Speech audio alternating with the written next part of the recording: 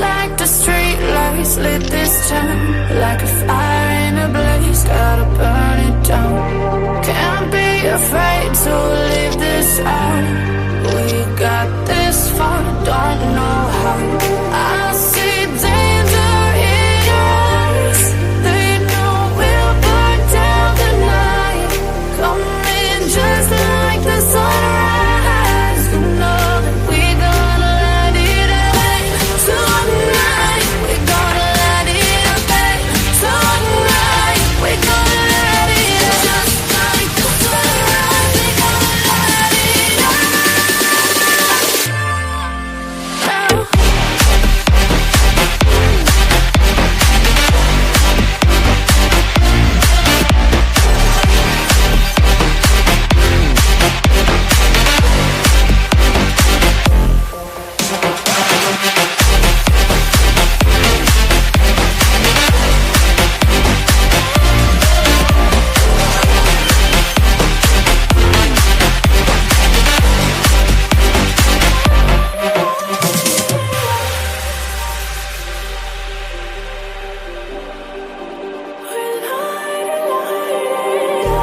Just like a spark that's breaking out.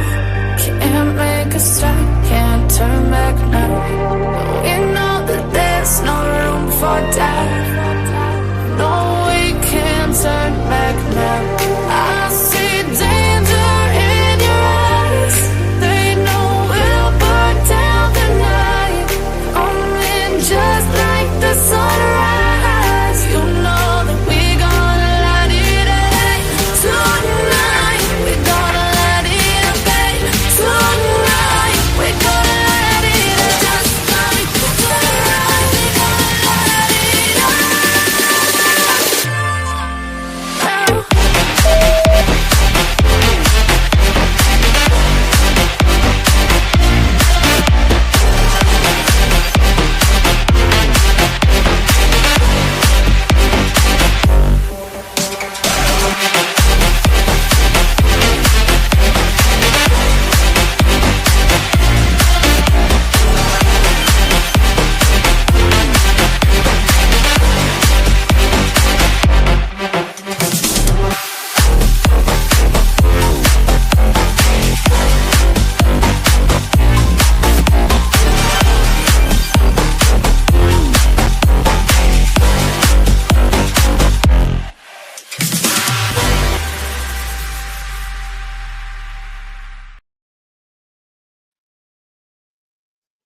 Hey guys, welcome to the channel. Welcome into tonight's live. How are you guys doing tonight? It's Friday. It is Friday, the 14th of March. Hopefully you guys are having a wonderful start to your weekend. Hopefully you have some really good weekend plans coming up. So if you are new to the channel, my name is TitaniumBuilt or Tanya. You can call me either or. I prefer Tanya, I think, but TitaniumBuilt's easier because that's the channel name. So, but whichever one you want to call me, I don't care either way. But welcome in, and then welcome back to all the regular Titans that come in and join me every evening for our lives. If you are unaware, we do lives every evening at 9:15 p.m. Eastern Standard Time, or around that time. I'm usually a few minutes late. I'm not going to lie. Usually about 2 minutes late, but we get there. We get there. We get there. So welcome in, everyone. Hey, Princess. Elsa was number 1. Look at that. Hey, Ladybug. Hey, DM. Hey, Running Bear. It's good to see you guys. Oh, no. One of your eagles is missing. Oh, I have a bird. Did you see my picture of my bird? It's still up there. She's chilling. She's hanging. She's going to lay some eggs or whatever they, I guess, lay eggs. Yeah. She's sitting up there. She's not moving. She actually left for a little bit today, and then the guy stayed, and he looked up there the whole time. So I don't know what's going on. But we have blinds and are outside, and I like to use the blinds because I like to let my dogs go out there, and if there's another dog out there, they won't be able to see it as much. You know, I don't know. It's the thing I do. But the birds have gotten up there 2 years in a row and have decided to make nest up there, and I can't tell them no. I mean, you know what I mean? Like that's just nature. That's just what they're going to do. So Oh, man.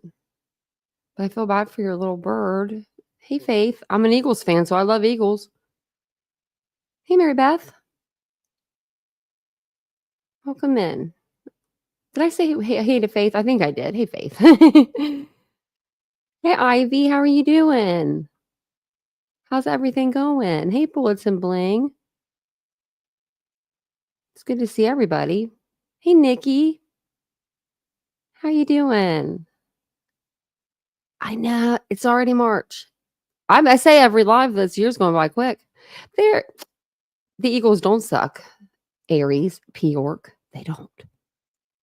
Level 5 out of 5 risk, high risk tomorrow. Oh, I thought you were going to say tornadoes. I thought you were going to say something about YouTube. That's, where at? Better not be where I'm living. It's been beautiful here. Hey, Lori Daniels, welcome in. Welcome in, everybody.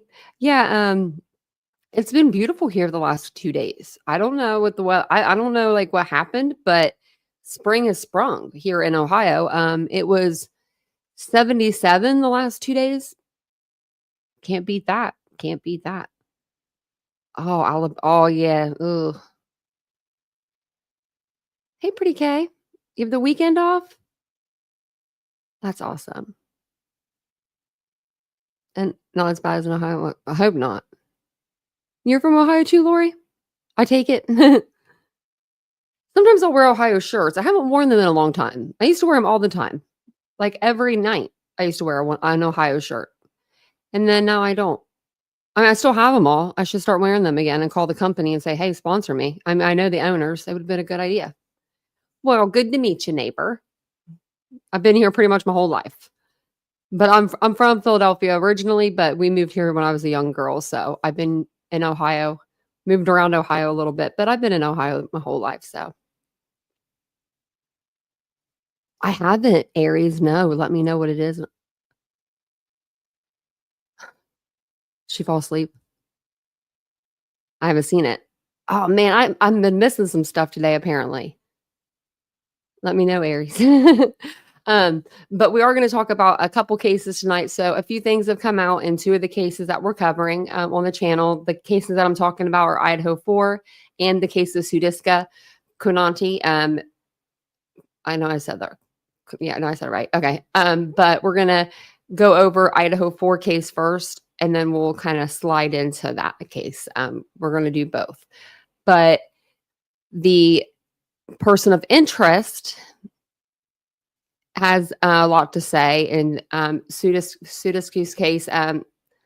So we're going to go over that here in a little bit. But yeah, there's a lot of things that are coming out. They still haven't found her, but they are definitely, there's no plans of like stopping to look for her. You know, they're not saying that they're going to stop the search or anything like that. So that's always good. But the big thing that happened today, a couple hours ago, it's probably been like maybe like 3 hours or 4 hours ago, the Idaho 4 911 call was dropped. So a few creators got heard it. Like, remember we went over it a couple days ago. We went over Gray Hughes. He said that he had heard it. We had heard like Drunk Turkey had heard it. And so today I had heard through the grapevine. I don't even know where I heard this actually. So take it with a grain of salt. But I heard that the creators that had it on YouTube were waiting for the bigger news stations to kind of put it out before they did. I don't see YouTubers really doing that, but I guess that's what they were doing. So I don't know. Hey there, I Love Productions. Welcome in. Oh, thanks, Ladybug. I appreciate it. I like this shirt. Yeah, I'm liking this color.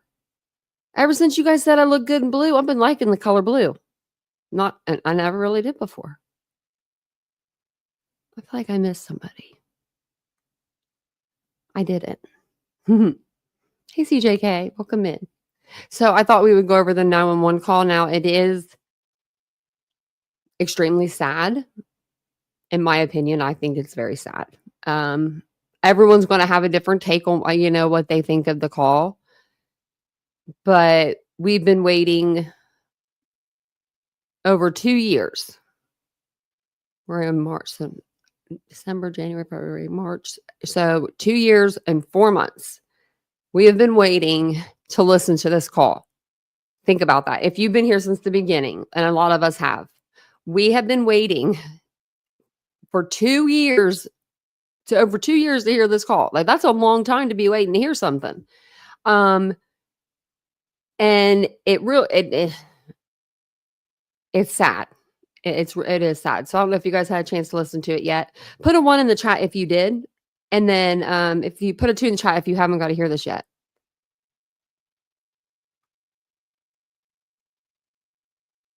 They are greedy slime balls. Oh, I didn't see that. I'll have to go back to last night's people.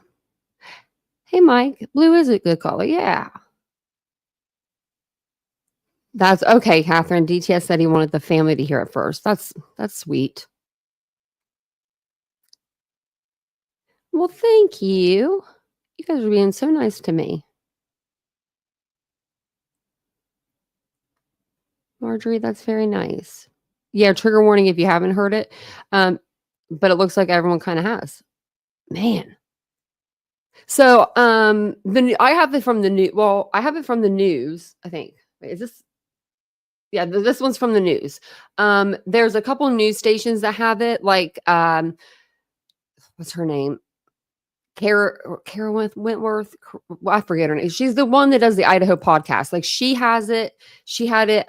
So the people that I think that got it, and that's what I need to do, I guess, is put in a FOIA, because I think these creators maybe put in a FOIA back when everybody was declined a FOIA, like right when the case, right when Brian Kohberger got arrested, a bunch of people, like creators, put in a FOIA request.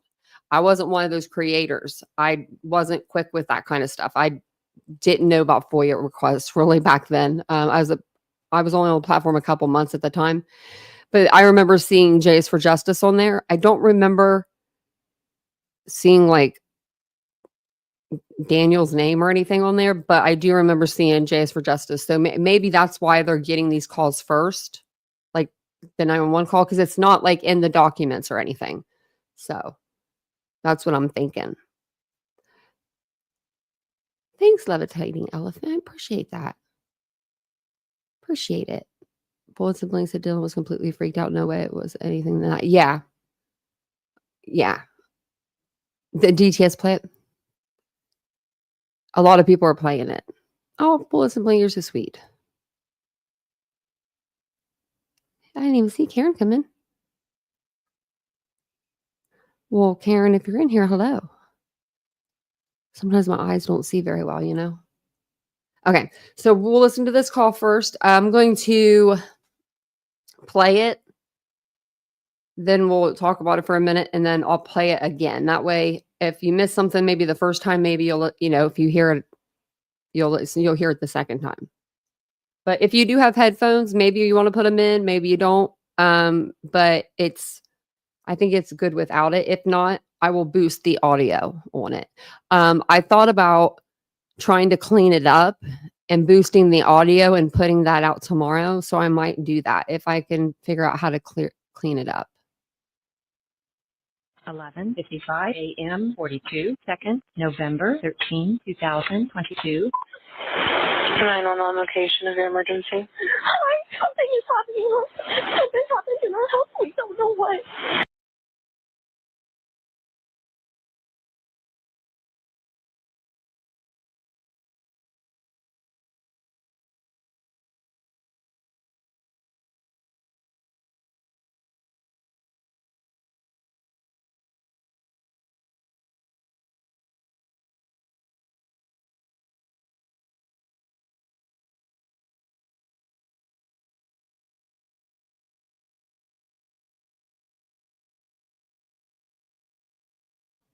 I was moving it around because I wanted to try to make it bigger, but I can't, it looks like. So the closed captioning will be on though. Something happened in our house. We don't know what. What is the address of the emergency? 1122.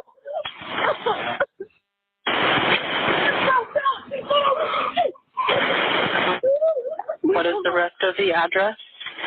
Oh, King Road. Okay. And is that a house or an apartment? It's a house. Can you repeat the address to make sure that I have it right? I'll talk to you guys. We live at the White, so we're next to them. I need someone to repeat the address for verification. The address, 1122 King Road. And what's the phone number that you're calling from? What's your phone number?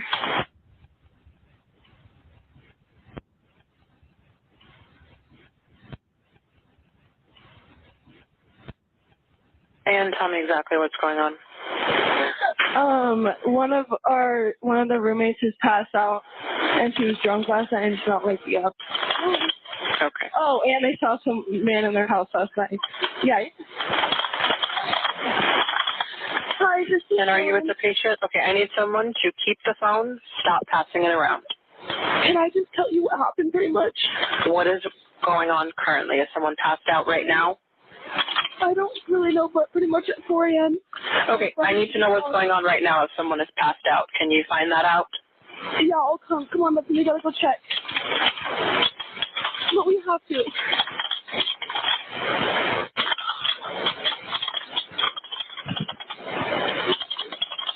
Is he passed out?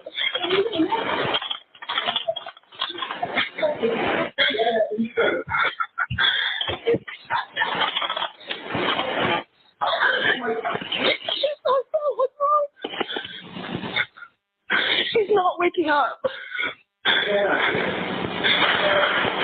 Okay, one moment. I'm getting help started that way. Okay, thank you.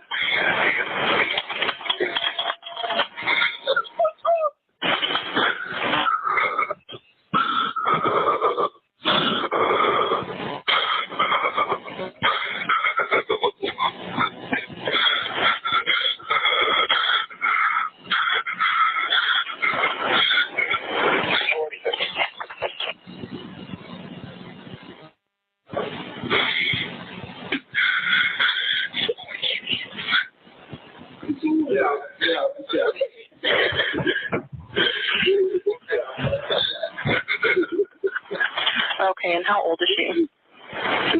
She's 20. 20, you said? Yes, 20. Here's one. Okay. Hello? Hello? Okay, I need someone to stop passing the phone around because I've talked to 4 different people. Okay, sorry, they just gave me the phone. Is she breathing? Hello? Is she breathing? No. Okay.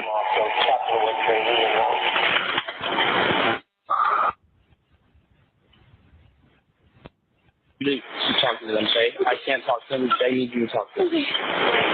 Hello. Okay. I've already sent the ambulance and law enforcement. Stay on the line. If there is a defibrillator available, send someone to get it now and tell me when you have it. Say that again? There's a police here right now. Okay. If there is a defibrillator available, send someone to get it now and tell me when you have it. We don't have one. I can see it. Do you have a defibrillator? Yes, we have one. Are you talking to the officer? Yes. Okay, I'm going to let you go since he's there with you and can help you. Okay, thank you. Bye. Okay. 11:59 a.m. 49 seconds, November 13, 2022.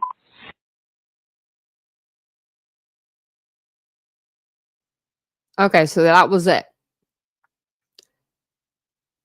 No, yeah, no one does, Mike. I don't know if they're in shock because you can hear. I wish that we could take out the callers' voices and hear the background, like the noise in the background better, because the people in the background are talking, but they're not. But I couldn't understand a lot of it. Like now, Hunter, I can understand him because his voice is like so like it's like deeper. I can hear him say, "Get out, get out." I heard him also say, I believe, Xana, wake up, or something like that, along those lines. And then you could hear things going on like in the background. You just couldn't like really hear it. It was muffled, yeah. Like you couldn't really hear what was going on. And I would like to know, what was going on in that background part. We went over one of Gray's videos. I don't know if they had did a new one. Yeah, Kaylee, and welcome in. You're absolutely right. What happened? Oh, Princess, I'm praying for him. I know you take care of him. It's possible the girls went up the stairs and peeked down the hallway or into Xana's room, called her name and no movement. They ran outside, got others. Yeah, that's what I believe. I believe that they I think they went and got Hunter because they the story was because they couldn't get into Xana's room. Now, at that point, I don't know why they didn't go up to the third floor. I think subconsciously they knew. Like,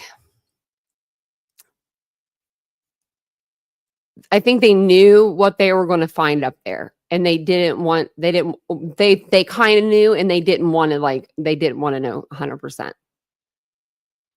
I've had a experience like that, and sometimes you don't want to know. You'd rather not know, like for as long as you can. Like it's just a thing that your brain can do. Shock. Too scared. Yeah, exactly. Yeah, too scared.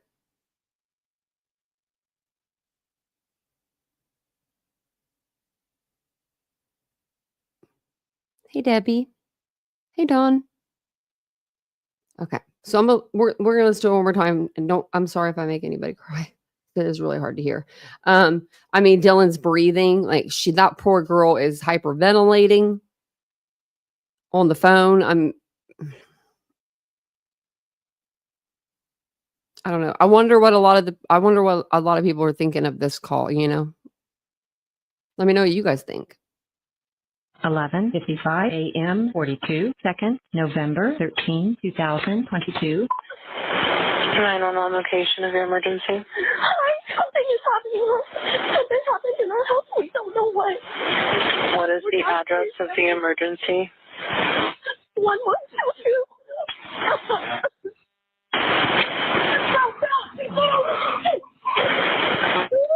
What is the rest of the address?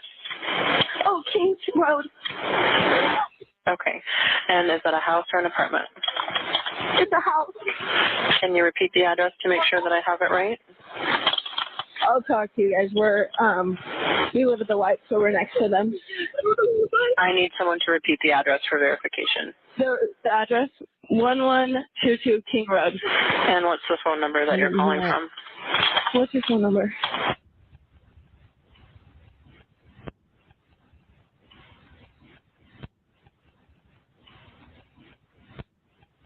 And tell me exactly what's going on.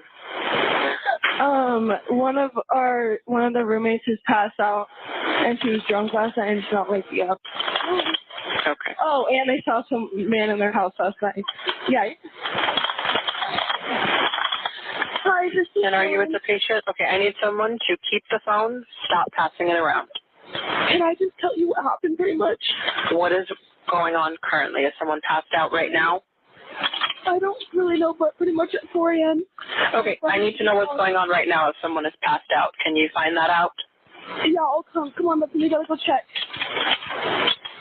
But we have to.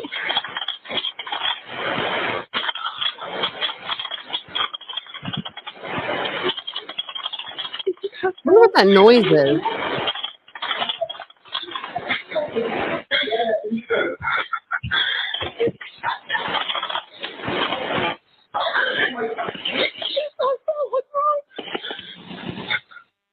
She's not waking up. Okay, one moment. I'm getting help started that way. Okay, thank you.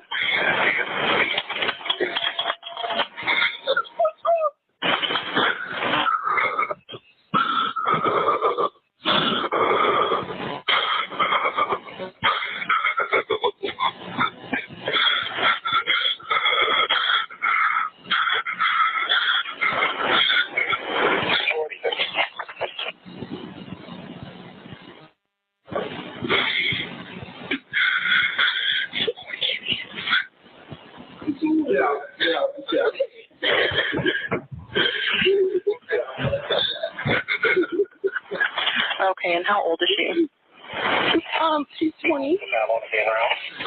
20, you said? Yes, 20. Here's one. Okay. Hello? Hello? Okay, I need someone to stop passing the phone around because I've talked to 4 different people. Okay. Sorry, they just gave me the phone. Is she breathing? Hello? Is she breathing? No. Okay.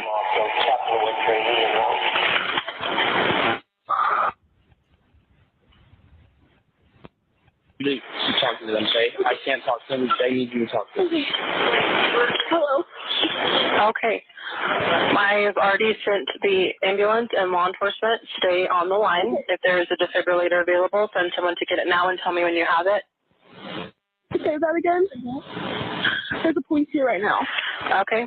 If there is a defibrillator available, send someone to get it now and tell me when you have it. We don't have one.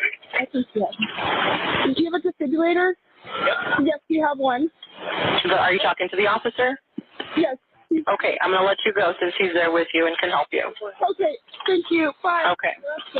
11:59 a.m. 49 seconds, November 13, 2022. Okay. Okay, that was the call. So pretty shocking. I think it sounds like what the 911 call should sound like. I think that maybe Hunter peeked in that room because like maybe the door didn't open all the way, you know? Maybe he peeked into the room, like peered in, and because he was relaying stuff to them. Like he's the one that said, get out.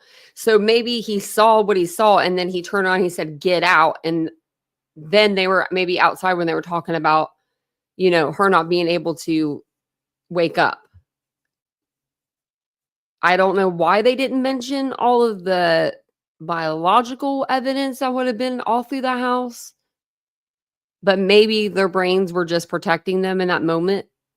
And then maybe the other people just didn't know. They just, you know, maybe only Hunter really knew. But either way, the investigators would have got that information out of them whenever they got to the scene. So the 911 caller does seem a little like, you know, rude and stuff, but that's just because she kind of has to be. She has to be very direct, and she has to get people to, like, you're calling her on the worst, and like at the worst time probably like in your life. You know what I mean? Like if you're calling 911, it's big, you know, it's pretty big. And so they have to be super direct because people are going through a lot of emotions. And, you know, like, just like Dylan was like, can I tell you what happened last night? You know, like the 911 caller, she doesn't care. And I mean, no offense to Dylan, but she wants to help the patient right now. You know what I mean? Who cares what happened? We just wanted to get the patient taken care of. And then the investigators will get your story when they get there. You know what I mean? So that's all. Yeah, that's all it was. But, you know, they were very upset. They were very, very upset. I can't even imagine. So yeah, I think Hunter didn't want to tell them too.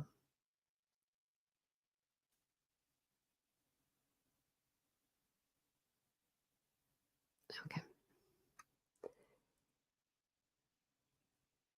Imagine the shock. Yeah, I couldn't. I that age. Just imagine 19, 20. That's so young, you know? So the next video I wanted to play for you guys was this video Vinnie Politan does. He actually combines the two cases that we're going to talk about tonight, so it works out perfectly for us, for me and you. And then I think he goes into another case at the end too. But we'll talk through all of this. They're going to talk about Brian Kohberger and what his defense plans on doing. And they start with that, and then they will move into Sudika's plate case. Let me turn the volume up. Oh, it is up. Okay. If you guys don't mind taking a second and just hitting that like button, if you do appreciate the content, don't forget to do that. It just sends it out into the algorithm and it helps us out. Sudika Konanki is a 20-year-old. And they talk about her for a second, and then they talk about the Idaho case first. I don't know why they do that, but they do. Junior at the University of Pittsburgh. She's originally from Virginia's Loudoun County and is an Indian citizen and a legal permanent U.S. resident. She was on spring break with a group of 6 female friends from her school. In the early morning hours of March 6th, surveillance footage captured Sudika leaving the Rio Republica Hotel around 4:15 a.m., accompanied by friends and 2 other men. The group proceeded to the beach. While her friends returned to the hotel at around 5:55 a.m., Sudika did not accompany them. She stayed with a man named Josh Ribe, a student from another school who was also staying at the resort. The following morning, just before 9 a.m., Ribe is on video. See. Whoops. Sorry, guys. Didn't mean to do that. Don't know where we were. At the resort. The following morning, just before 9 a.m., Ribe is on video returning to the hotel without his shirt. Meanwhile, Sudika did not return. The Dominican National Police are re-interviewing witnesses, including Ribe, who has reportedly given 3 slightly different versions of what happened. Search efforts have involved drones and helicopters and detection dogs. The U.S. State Department, the FBI, and the Embassy of India are all collaborating with local investigators. Sudika's parents have traveled to Punta Cana and are urging a broader investigation beyond an accidental drowning. Tonight, we have all the latest in this investigation. But first, it was a single mistake, a crucial clue. Amid the carnage of the brutal murders in Moscow, Idaho, investigators found it. An abandoned tan leather knife sheath, carelessly left beside one of the victims, stamped with the unmistakable insignia of the U.S. Marines.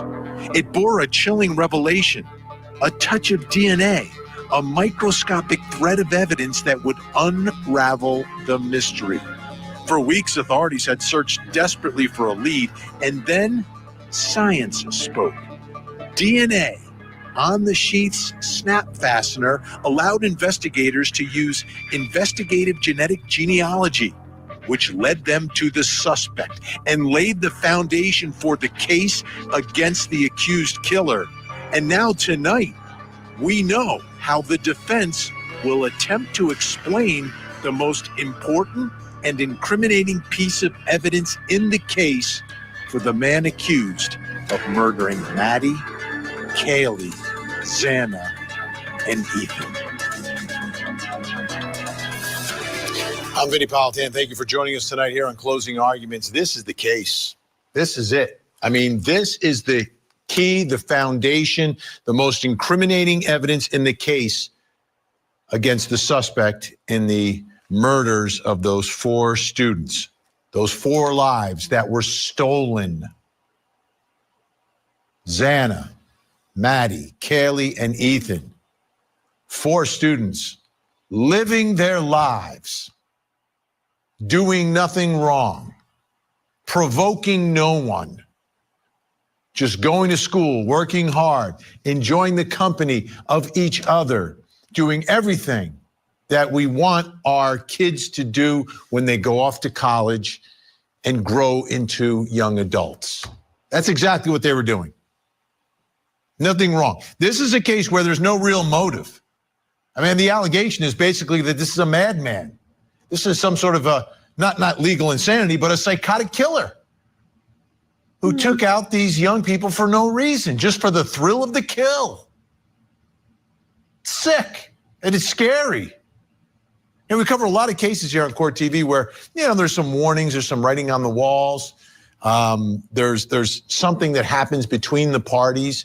And while it's not an excuse, you understand what motivated it here. This is stuff that you can't predict, you can't anticipate, you can't protect yourself from. if you believe the prosecution's theory here, that this is just a... Well, that's anybody that gets unalived for the most part. I mean, no one has that no one's like, someone's going to unalive me today. And if you do, then, that's kind of messed up. And I think that there is a motive here. And I think it has to do with Maddie. And I think they're going to figure it out. It might not be through the restaurant. It might not be through her Instagram. It might be through something else. But I feel like something's going to come back to her. That's just my personal opinion, though. Psychotic madman who wanted to see what it felt like to take the lives of 4 human beings.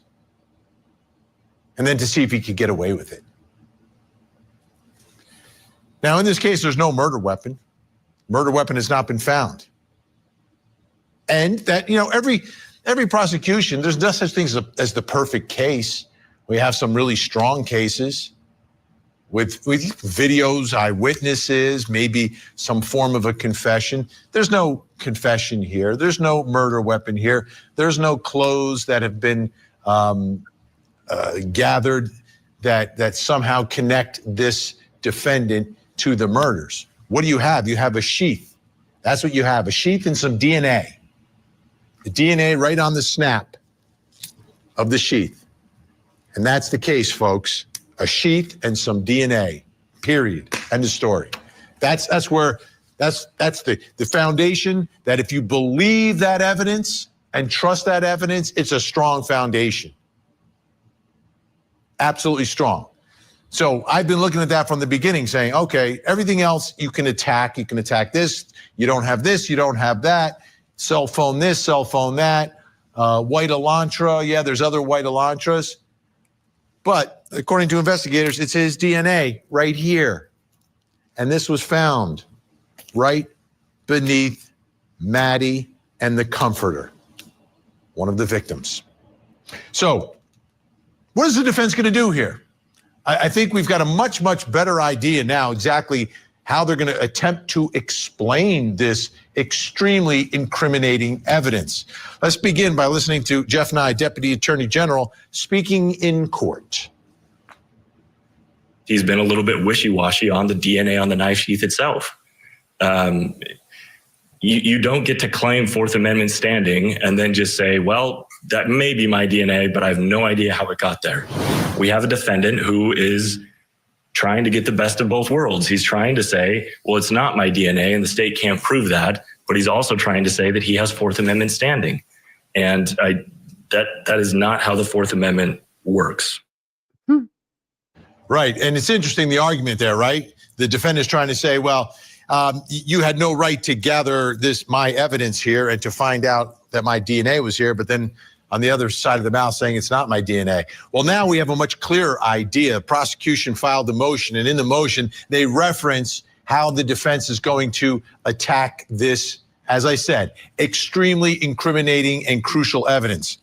Instead of challenging the conclusion that the DNA on the knife sheath belonged to the defendant, the defense's expert disclosures reveal that the defense plans to argue the DNA on the knife sheath does not prove the defendant was ever at the crime scene, and the knife sheath itself could have been planted by the real perpetrator. I read that exact section to you guys the other night. That's so weird. I mean, it's not weird, but it's... Let that sink in, okay? The knife sheath itself could have been planted by the real perpetrator. What does that sound like? He was framed. He was framed. Some other madman. So was he still taking night drives? Was he still looking at the stars? Or was he just framed? Framed, I tell you. Framed. Corruption. Said, I'm going to commit a mass murder, and I want to frame this grad student from Pullman, Washington. All right. Like, who? Who? And was it the Uber Eats guy who delivered the Uber Eats, and that's the real murderer? And that Uber Eats person broke in to the suspect's house and stole his knife and his knife sheath and then made sure that he had some of his DNA on this. Come on. Well, that's it. That's it. Is that going to be the argument? Is that it? Let's bring in our think tank. Joining us tonight, criminal defense attorney Eklund Mercy. Also with us, retired criminal defense attorney Kirk Nurmi. That's why he looks so relaxed. And former federal prosecutor, president of the West Coast Trial Lawyers, Nima Romani is with us. Eklund, you know, I'm trying to think of who would do that, right? And you can't make the analogy of like the OJ case, right? OJ was kind of the same argument that some of his DNA was planted at the scene, but that was by investigators. And that was a defendant who was already a suspect. That was a defendant who was high profile and everybody knew who he was. Nobody knows who this guy is.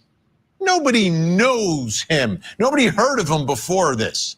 So who do you suspect could potentially want to, I guess it would be like a break-in to steal this, unless he like maybe broke into his house, swabbed him, right? He broke into the suspect's house while he's sleeping, swabbed him, then held onto that swab, and then stole his knife sheath, rubbed it on here really good. Like, is it absurd that they're going to actually make this argument to a jury? I think, I think a jury. I don't think they have much left, right? They can't say it's not Brian Kohberger's DNA. We got those results back. We're in the octillions. That, puts a damper on that situation. So, I mean, what else would you say? Someone took it. Did he ever report his knife stolen? I mean, because that is a K-bar knife. That's a pretty big deal. If, one is probably taken, I would probably report that. I'm going to bet that there's no police report for that. There's no report of that. I'm going to bet that. Selection is the most important part of the trial. But also, so you're looking for people who, when you open up the dictionary and look for gullible, you have pictures of them there? No. Is that how they're going to pick the jury? But here's the thing. What I would look into is anybody who was really, for this particular case, the fact that there's no house, the fact that the house was destroyed before trial has always given me pause. The fact that the house has been destroyed. I'm going to stop it for one more second, too. The reason why the house was destroyed was because the prosecution and the defense both said they didn't need it. They took the floors out. They took the floorboards out. They took some of the walls out. They dissected that house. They took a lot of stuff because they needed it for evidence, right? So what are they going to do? Have a jury go into an empty house and stand on concrete, like on the ground? Because that's what they're going to get. That would do nothing for a jury walkthrough. That would not be a good jury walkthrough. That's why they're doing the 3D animation thing or rendition, thing that they're bringing in. But I'm just saying it because they're going to say, yeah, I can't believe that post was torn down, like 100 times. Destroyed, and motions for jury walkthroughs hadn't been heard, motions to have the jury virtually be able to see. I think what they're going to have is they have a 3D model that they're going to show them. I think it's ridiculous. You should have kept that. And you would have to take these jurors there at the same time at night, under the same exact circumstances, to get the experiment correct. You can't go there in the middle of the day and do this.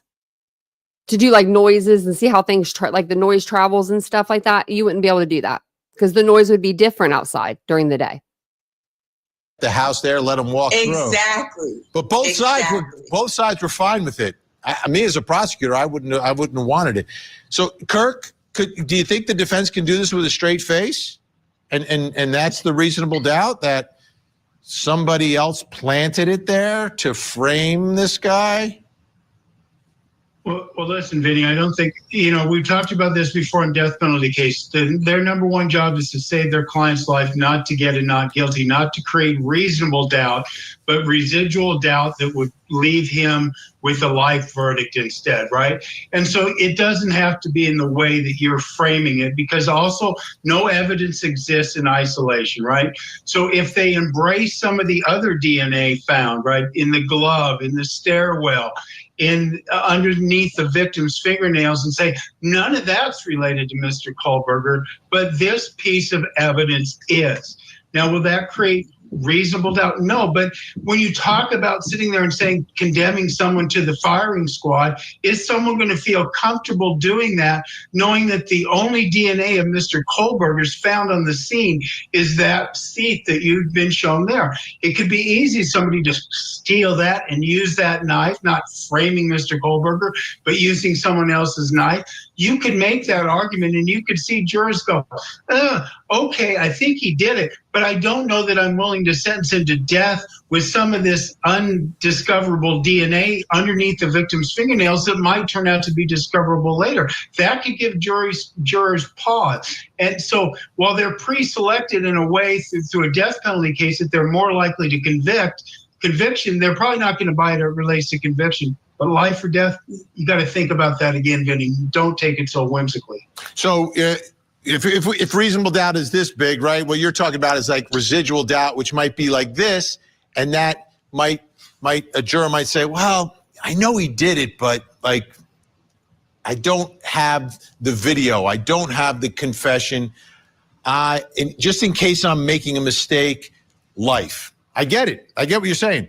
Nima, take a look at this. State's motion for protective orders from June of 23.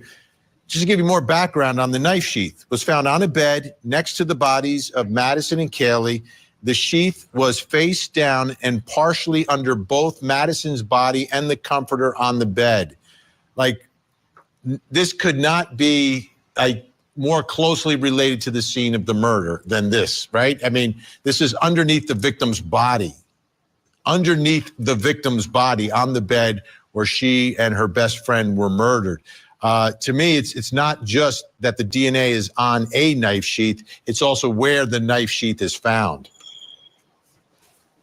Well, that's absolutely right, Vinny, and you touched upon it at the start of the show. This is the worst piece of evidence for the defense. So they really only have three choices. They can argue the scientific evidence, but you talked about OJ. We've come a long way since OJ. DNA is well accepted. The jurors are going to accept it. So the defense is stuck with one of two options, saying it was accidentally transferred or that it was planted. And I'm not saying any of those are good arguments, but they're apparently going with the planting argument. And they're probably going to say, listen, does it make sense for a crime scene this gruesome for there to be only one single source of DNA that's found, and it happens to be found on the knife sheath, and it happens to be found under the victim's bodies? It was clearly planted by someone that's trying to frame him. Again, I don't believe this at all, Vinny, but their defense lawyers, they're trying to save their client's life, like Kirk just said. So this is the argument they're going with, and good luck to them. I don't think it's going to work. Yeah, and it's the way you marshal it, the way you present it, the way you say it, and how much the jury trusts what you're saying about that being a potential reasonable alternative explanation for what happened here. But it's also the order of everything, right? And again, I compare this to OJ because OJ was a DNA case, and there were arguments that it could have been planted, but planted by investigators. Like, investigators didn't know who he was until they found out whose DNA this was, right? So it wasn't, in the other case, like you had OJ and then you found DNA. Here you have no one, you find DNA and it leads you to the suspect, which to me, Ekla, makes it much, much more compelling than the OJ DNA was. Yeah, but it had to go through so many cycles. It had to go through so many hoops and like whirlwinds to get to where we're at today. So that's the issue. And just like how Nima perfectly laid out an argument, for the defense. I mean, you can't have this gruesome murder and then not all the And it's not the murder weapon. It's the sheet. Like, explain how it even got there. Like, well, the explanation. It was not the perfect murder. It was not the perfect murder. That's the way I would say it. You know, he thought he committed the perfect murder, but he didn't. Then where's the house? He did. Then let's keep the house got knocked down. That is irrelevant. That happened after the murder. It got knocked down because the prosecution didn't want it up. The defense didn't want it up. The owner wanted to knock it down. The university doesn't want it there. The families were against it. At least one of the families of the victims was against it, but nobody seemed that concerned that the jury should see the scene of the crime, where the scene of the crime is extremely important in all of this. I mean, it's crucial to understand it because there's surviving witnesses who were in there, and to not be able to walk the way the killer did that night, I think is a huge, huge mistake. And it's a very unusual house. This is not a normal house. It's built on a hill. There's 3 levels to it. It's not huge, but it's got 3 levels and stairwells and stairways. What can you see from where? I would want the jury, because I just want the jury to get to the truth, and I want them to understand it. I don't think a 3D model does it, but some people are into that. Kirk, let me ask you. I'm into that. The other way that I see, like, do you have to explain how it could have gotten there, or is the defense going to just leave it at, well, ladies and gentlemen, you know, someone else could have left it there? And do they leave it like there, or do they say, well, could have done this, could have done that? You know, do they get into how they even got his DNA to begin with, where he got the knife sheath from? I don't know if there's any report of him reporting a stolen knife from his house. Like, do they get into all those details, or do they just kind of toss it out there that, hey, we don't know where it came from. Could have been planted there by someone else.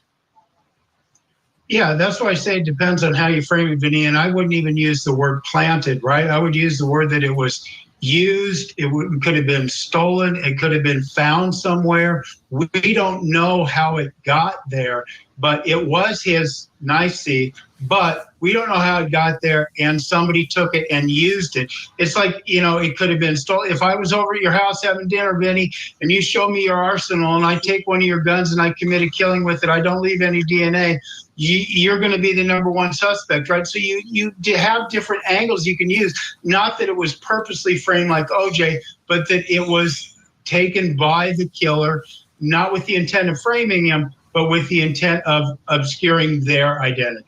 Yeah, the good news is for me, I've got an alibi. My phone was on the whole time. It was with me.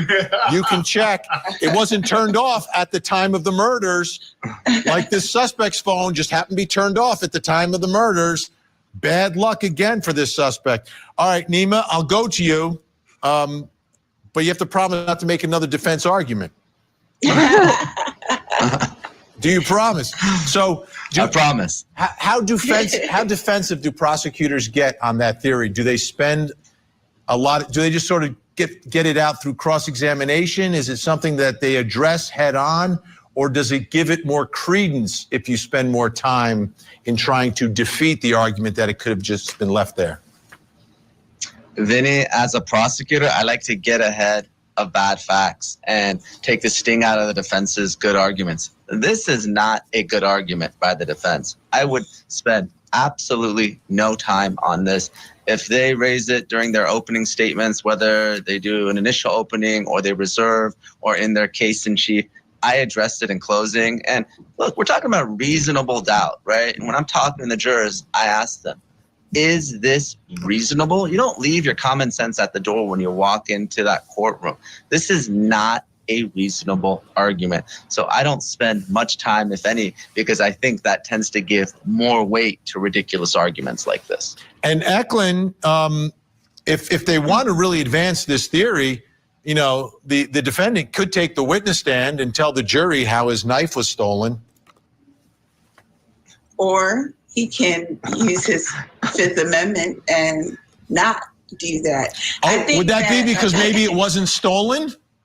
Or here's the thing. It's the prosecution's burden to prove beyond a reasonable doubt. And I think that there are arguments that can be made. I think that, again, the juries now are so much more savvy, and they do look for more nuances now.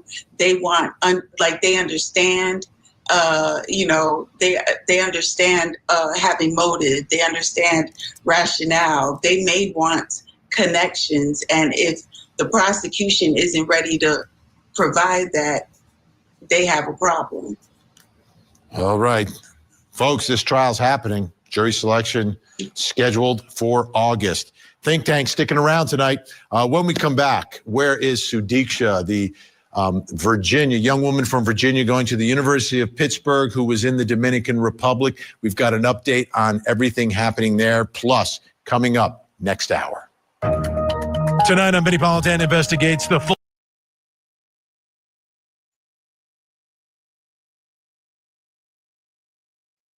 Let's look at the other side of all of that. The search continues for Sudika Konanki. The search continues. Okay, they're switching gears. I was hoping that they were. I thought they were. Okay.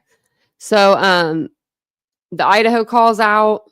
Defense is going to use someone stole the knife sheath as their defense. For the defense for that anyway. I don't know. I don't know if they're still sticking with the driving at night. I'm sure they are. Looking at the stars. It takes 2 seconds to Google search that. And you can even bring up like the Farmer's Almanac and it'll show you cloudy that night. Don't know how many stars he would have been seeing, but that's his story and he's sticking to it. So Sudika Konanki is who we're going to cover next. And she has been missing for 8 days now, I believe, 7-8 days. She went to Punta Cana in the Dominican Republic with some of her friends from the University of Pittsburgh. And on one of their evenings out, they went to either a club or like a club in the hotel. But either way, she met a guy and they went to the beach together and he came back alone in the early morning hours of the next morning around 9 a.m. and she never came back. He has given a lot of different stories, multiple different stories at this point, and he has now lawyered up. So we're going to talk about that, and we'll listen through this because this is going to talk about her case now, and we'll pause and we'll talk about what's going on. And thank you guys for being here. Sudika Konanki, who is an American. She's also an Indian citizen, grew up in Virginia, went to the University of Pittsburgh, was on spring break with a group of girls from the university. And one night, the power goes out in the hotel. And the thing about the power wasn't out when this all happened. It was out at a different time. So I just Vinny's wrong right here. So a lot of the young people head down to the beach. The power's out. Let's go to the beach.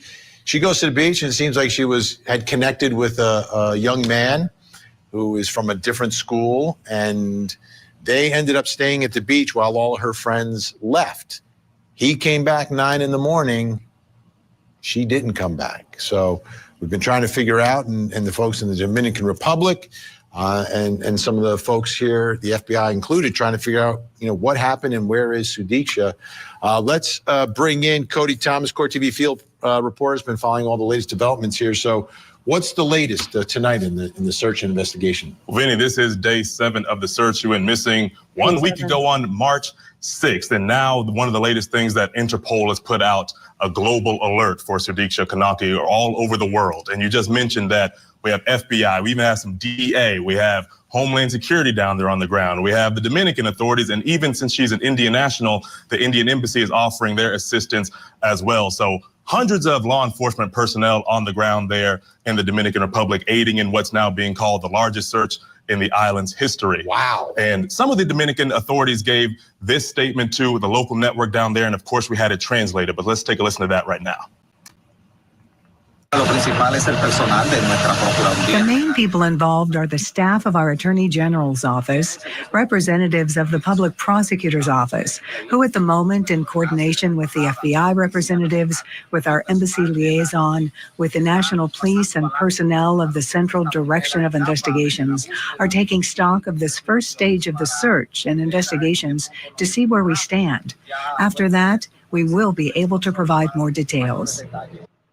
And of course, along with that network statement, the Dominican authorities also released this written statement that says, in part, regarding the investigation, the prosecution, which is conducting multiple investigative steps that extend beyond a possible accidental event, is keeping the course of the case confidential in accordance with Dominican procedural regulations for this stage. We are using all our resources to thoroughly investigate the disappearance of Konanki Sudika Chadari, and we understand the anguish this case causes to her family, Dominicans, and Americans. As with any disappearance occurring under the circumstances of the case at hand, we are applying a holistic investigation protocol that examines all variables. So, Vinny, it sounds like this is an all hands on deck situation. Yeah, this is a situation. They're not sweeping this under the rug. Absolutely not. That is not happening here. I wanted to ask you, anything about her phone? Have we heard anything about her phone? Nothing much, Vinny, but there have been reports that, because we know her father and her parents flew down to the Dominican Republic, and there have been reports that her father says that her phone was left along with her wallet with her friends that arrived back at the hotel without her leaving her on the beach, which is interesting because he says that she usually carries her phone everywhere she goes, as any college student would. Right. So when the part of the group came back, they took her phone. They had her belongings. Maybe they were carrying it and they forgot, but because that's one way you track someone down, right? It's the phone. It's 2025. They track any crime. We see it all the time here at Court TV. Yeah. Now, last night we were talking about official person of interest, not a. We heard that maybe there was a lot of like thieves on the beach at night. And so that's why a lot of people would give their belongings to people that were going back to the hotel. I still don't know why she gave her phone. I would have kept my phone no matter what. That's just me, though. I would have taken the risk. Suspect, person of interest, Josh Ribe. What do we know about him? Of course, 24. And I think his last name's Riebe, even though it's spelled R-I-I-B-E, I believe. But don't quote me on that. But I've heard a lot of other people that are like local say Riebe. Years old, student senior at St. Cloud University in Minnesota. And as you just said, he is the person of interest. He is cooperating. He's had 3 different stories that go along with what was happening that night. They're trying to corroborate, make sure that everything's lining up, questioning his credibility. But like you said, he is not a suspect, which is the most important thing to note about him, just a person of interest. Right, because he's the last known person to be with her. Absolutely. He was with her alone on the beach. He comes back at 9 a.m. She doesn't. How about his family? Because there's got to, I mean. And you can see the lights are on right here. I mean, you can tell the lights are on. So the electricity was on. I mean, her family, we know they're absolutely devastated. He looks like he's taking a selfie right there. You see him. He has his phone. We've heard nothing about his phone either. So what are on those phone records or anything erased? That could give us some answers as far as that. Exactly. If you track the movements of his phone that night, and does it jibe with the story that he's telling? How about his family? What are they saying? So his friends and his family, some of them are saying that he wouldn't hurt a fly. This could not be what Joshua could have done. That's not who he is. That's not his character. His aunt, Teresa Ribe, released this written statement here saying, our family is going through a very difficult time right now, and we're experiencing a lot of sadness and pain. We kindly ask for privacy as we navigate this challenging moment together. So naturally, as any family member would, they want to be closed off. They don't really want to talk about it. They just want everything to fold out as it should and hopefully find this missing woman. Yeah. And there's really 2 parts to this investigation, right? There's trying to find her and then trying to figure out what exactly happened and why she disappeared. Cody Thomas, thanks so much. Let's bring in retired FBI special agent, missing persons search expert, Kenneth Gray. Kenneth, great to see you tonight. Thanks so much. What are your initial thoughts about this investigation at this point? We're 1 week into it now.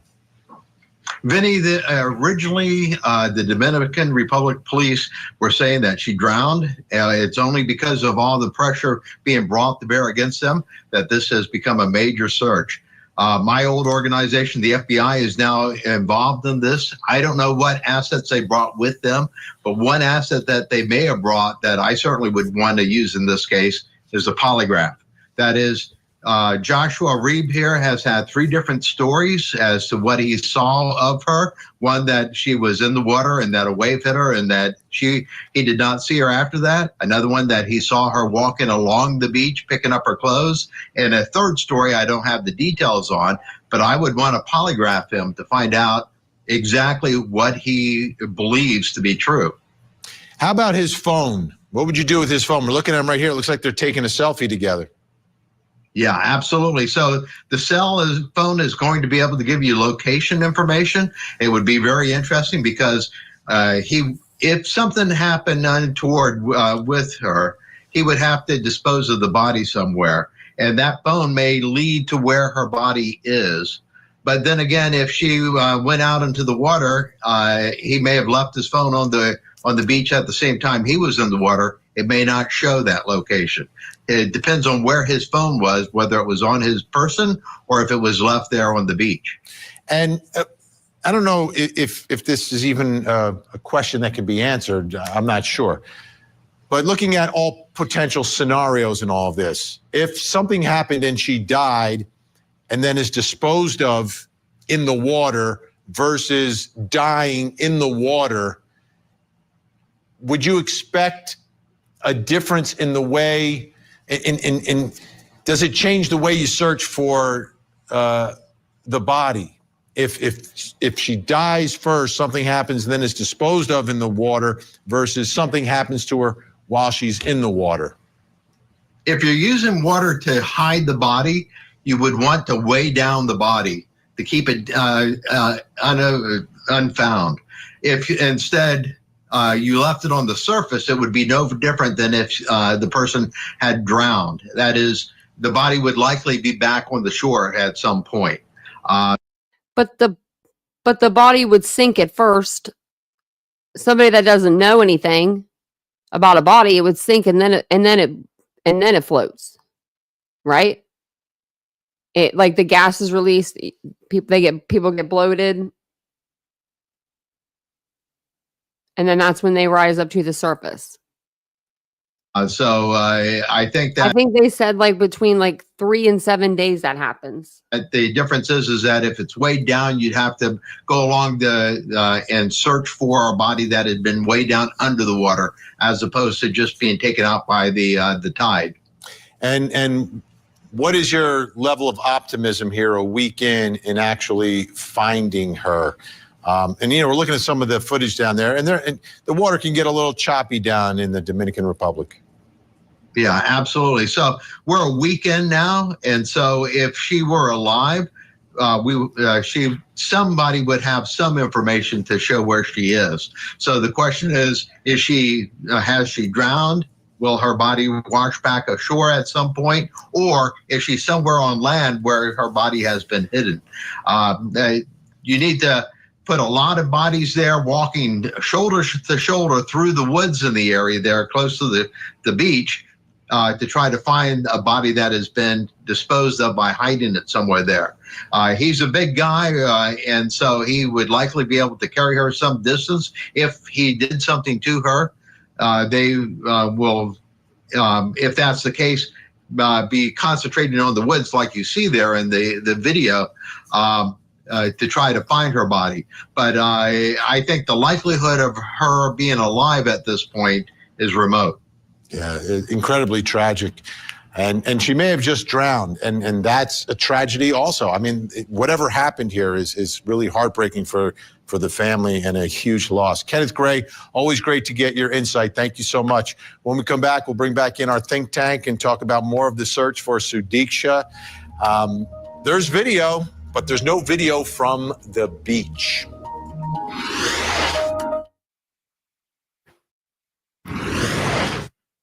So these are the last known images of Sudiksha as she's heading to the beach. There you see her, and the man with his arm around her, that's Josh Reib. Now, Josh Reib, I guess, met her down there, and they got along well together. They have their arms around one another, taking a selfie.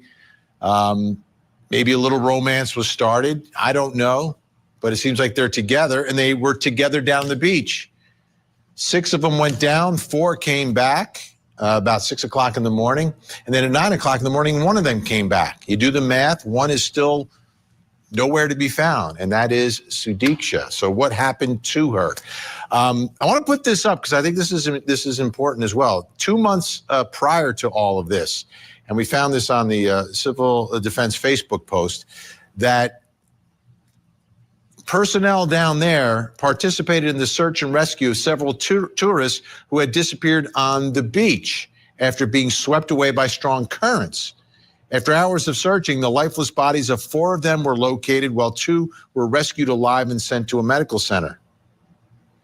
So, you know, it's like water anywhere. Like it can be very dangerous. There can be riptides that can take you out. So it's very plausible that she could have drowned. It's very plausible that she could have drowned if she was in the water and, you know, got swept up by a riptide or the current. Let's bring back in our think tank, criminal defense attorney Eklund Mercy, retired criminal defense attorney Kirk Nurmi, and former federal prosecutor Nima Rahmani. Kirk, what are your thoughts about Josh Ribe, right? So he's the last person with her. He's cooperating. His stories have varied a little bit. I'm a little uncomfortable with that myself, but, you know, I don't know. I don't know what the truth is. Do you think he should leave the Dominican Republic? Can he leave the Dominican Republic? What happens if he leaves the Dominican Republic? How much, you know, it's a week later now. What are your thoughts about how that can or should play out for Josh Ribe? Look, it seems like he's made himself available. And I think one thing that authorities do know at this point that we probably don't know is the movement of his cell phone that was just brought up in the last segment. If his cell phone remained on the beach, and you just showed this training looking for missing tourists that have drowned, the possibility of drowning, the specter of drowning seems really high. We might learn in upcoming days from security footage where they out drinking. Did alcohol play a sense in his conflicting stories, things of that nature? Because at this point, while he's a quote unquote person, you can see that they're like stumbling around when they're walking, kind of, you know, they're not walking in a straight line, kind of holding on to each other, going this way, going that way. Person of interest, he is only that because he was the last person to see her alive, not because there's evidence of anything nefarious. So would he maybe want to stay until the investigation, maybe with the cell phones are done? Perhaps. But at this point in time, really, there's no evidence that he did anything improper at this point. So what he does really should be of his own accord. I'm going to say maybe not improper to you, sir, but where I grew up and the boys that I grew up around, the country boys, they wouldn't leave a woman in the ocean and go up on a beach chair and pass out. They just wouldn't do that. They wouldn't holler at her, say, "Hey, are you okay?" And they don't hear nothing back and they say, "Oh, she's all right. I'm going to go over here, pass out on the lawn chair." Then his news story is they were both swimming in the ocean, kissing a little, you know, doing all the things. And a big wave came out of nowhere and took them out. And then when he stood up, he went back to, or whenever he couldn't get back to the ocean, like the ocean swept them out. So he grabs her, tries to swim with her because he used to be a lifeguard, but in pools, he said. And then by the time he got back, he was so tired from swimming that he laid her on the beach. And the last time he saw her was he was going to the beach chair and she was walking away in like knee-high deep water. There's just so many stories with this guy. There's a lot. Nima. I mean, if you were drunk and you don't really remember, just say that. I was drunk and I don't really remember. That's better than making up stories. As I look at this, you know, the questions I have, obviously his cell phone, huge. Apparently her cell phone was in the possession of her friend. So that's not going to give us any sort of information. But how about her clothes? I mean, if they're going for a swim, I don't know if she's going to wear exactly what she is seen on this video in there. It looks like she has some sort of a jacket. going on. I don't know if she has a bathing suit on. He comes back without a shirt on. I mean, to me, those are a couple of important issues here, right? Like, where's the clothing? It is important. And apparently, where's the socks and shoes?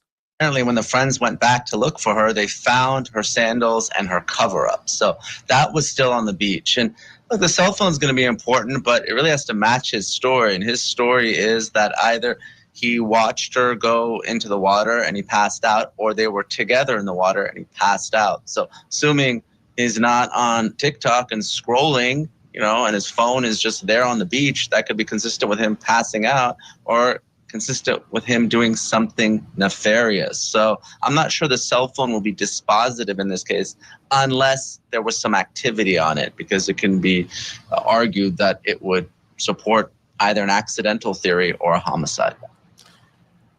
So Eklund, as we look at this case and we try to figure out what happened, why it happened, how it happened, we still don't know where she is. How important is it in finding her first before understanding the second part of this mystery? I think that in trying to find out what happened, you can find her, or there are things that you can rectify. I think that the young man should not leave Dominican Republic, and I think that law enforcement has learned their lesson with the Gabby case, in the sense that if two leave and only one show up, maybe we should ask that one some questions, because him not only to go there and leave with not only a t-shirt, but he had socks and sneakers and came back barefoot without a shirt, and then is providing different stories. What happened? What happened? What happened? Like, tell us what happened. Did she get, let us know the story right now. Like, go through the whole thing. And then it seemed like I would love to know how her gait was prior to that date, because you're telling me, are you intoxicated when you took her away from the hotel? Or did you go to a bar between 4 a.m. Yeah, I don't think so. I think they just went to the beach, right? Yeah, a lot of questions. We're out of time for tonight. They're out of time, he said. But yeah, no, they were at the beach together, and they met at a hotel. It was either the hotel bar, like they had a party at the hotel, or they were at a club. I've heard both, so But I know that this beach, they've had like 4 people drown or something. Now, I don't know if it's because these people were drunk and they got into the ocean. That could be it. But I wanted to play this video for you. I only got halfway through this one, but I wanted to play this one for you guys because this is 9 claims from missing student, person of interest interview with cops. So he's given like 3 or 4 different stories. And they're going to talk about it in this episode here. And I don't know where Jesse Weber is. I'm going to have to look him up because he's still not on long crime. It's the other guy. But we'll pause it for commentary and everything. But they go more into detail about the interview that they conducted with the person of interest. And look at that, Ivy. Welcome on back. Thank you for becoming a member. Thank you so much. Oh, are you leaving, Faith? Good night.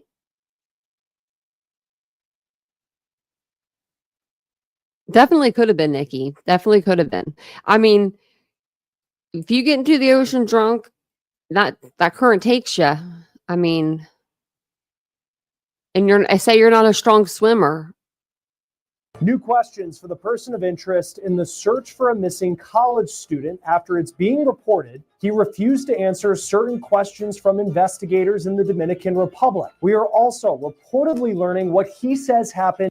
And bro got burnt that day. Look at him. He is burnt. That's probably why he don't have a shirt on. Nothing can touch his skin. In his own words, when he and Sudika Konanki were alone on the beach, out of sight of surveillance cameras before the sun came up, before she vanished. We're on the case presented by Law and Crime. I'm Chris Stewart.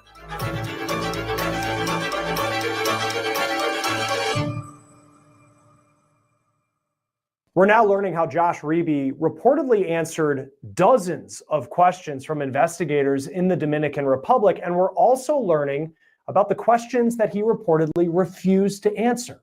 Dominican TV station Noticias SIN first got a copy of a 6-page transcript with 50 questions that were asked during an interview between Josh Reeby and local investigators. So let's walk through what we reportedly learned about the night that 20-year-old University of Pittsburgh student Sudika Konanki went missing and what it was like through the eyes of the last person to be with her. Reeby is a 22-year-old college student from Iowa who attends St. Cloud State University in Minnesota. He stayed at the same resort as Sudika. The report says that Reeby had 2 lawyers present for the interview, and the report also says he was interviewed as a witness to a missing persons case, not a person of interest like the Loudoun County, Virginia authorities labeled him this week, or a suspect. To be clear, no charges have been filed, and Dominican authorities have told media outlets they are treating this case as a missing persons investigation, not a criminal matter. Reeby told investigators that he and his friend met Sudika and her friends in the hotel lobby of the Rio Republica resort the night that she went missing. The group went to one of the bars at the resort, had some drinks, it's an all-inclusive, and then he says that someone suggested they go to the beach. And that's where we can pick up the surveillance video of those moments. The same TV station that got the transcript, Noticias SIN, first acquired this surveillance video. Now, the video shows that Reeby has his arms around Sudika with their friends making their way to the beach at 4:15 in the morning. Reeby says when he got to the beach, he took off his shirt, his socks, and his shoes. Then at 5:55 a.m., we see most of that group heading back to the hotel, leaving Reeby and Sudika behind. Reeby says that he and Sudika went into the water where they kissed. This is again from the transcript of his interview with authorities. He says the water reportedly was about waist high, and he says then they were hit by a wave and carried out to sea. Now this beach, it has been known to have some dangerous surf. In fact, 4 tourists who were staying at this same resort earlier this year all died in a drowning. Reeby told investigators that he and Sudika called for help, but since this was the early hours of the morning, there was no one there to help them or hear them. They then tried to swim, and Reeby said Sudika was getting tired. We translated this report that was in Spanish by Noticias SIN into English, and this is what Reeby reportedly told investigators next. Quote, "I was holding her under my arm and swimming to get her out of the water. The investigator asked, 'What happened next?' He replied, quote, 'It took me a long time to get her out. It was hard. I've been a lifeguard in pools, not in the sea. I was trying to make sure she kept breathing at all times. I couldn't breathe the whole time and swallowed a lot of water. I could have passed out several times. When I finally touched the ground on the beach, I placed her in front of me.'" Reeby then says Sudika got up to grab her belongings and walked at an angle along the beach in knee-deep water. He says he asked if she was okay as she was walking away, but he never heard her answer because at that moment he started throwing up from all the seawater he says he swallowed while swimming to safety. When he finished vomiting, he looked up and says Sudika was gone. Reeby then says that he felt exhausted from that swim, so he laid down on a beach chair and fell asleep. It wasn't until the sun came up the next morning and he was being bit by mosquitoes that he said he woke up. This again, all from this transcript with investigators. The next time we would see Reeby on the surveillance video is right here, around 9:55 a.m. as he is walking back to the hotel from the beach. You can see his shirt is off and he doesn't appear to have his shoes on. Then there's part of the report that needs a little more clarification. According to Noticias SIN, Reeby tells investigators when he returned to the hotel, he went to his friend's room to get his phone, then went to his own room to sleep. But then at the end of the interview, he says, quote, "The next day I found my things because I never picked them up, but someone had stolen my shoes and the key card to my room." He never mentions having to go to the lobby to get a new key, so there's the question there of how he was able to get into his room to then sleep. Then you have the final moment that he said he saw Sudika. He said that she went. He probably put his key card in his shoe and then someone stole his shoes, and then they in turn stole his key card. You know what I mean? Like, I guess that'd be kind of hard to steal. I mean, you can steal a key card, but it's not going to tell you the room number. They don't normally put the room numbers like on the key card, I don't think. Now that I'm thinking of it, I don't think I've ever had a key card where it had like my hotel number on it, like the room number. It just had the hotel name. So what good would it be? They'd have to go through every room.